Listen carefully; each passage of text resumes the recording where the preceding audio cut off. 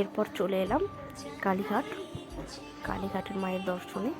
এর আগে ভিডিওতে বলেছি যে আরও আজ আরেকটি মন্দির দর্শন করার ইচ্ছে রয়েছে, সেই উদ্দেশ্যে চলে এলাম। এসে দেখি প্রচুর লাইন, সুন্দর সুন্দর জবা ফুলের মালা, তাই একটা মালা নিয়ে নিয়েছি মায়ের জন্যে। আর এখানে এসেই দোকান থেকে জানতে পারলাম যে এই মন্দির খোলার সময় হয়েছে, তাই সব লাইনে দাঁড়িয়ে পড়েছে।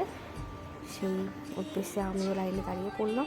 প্রচুর লম্বা লাইন ছিল, ভাবছিলাম দাঁড়িয়ে যে কতক্ষণ দেখতে পাবো, দর্শন করতে পাবো কি না, একদম বাইরে পর্যন্ত। যাই হোক, তারপরেও পেরেছি, মন্দিরে প্রবেশ করেছি।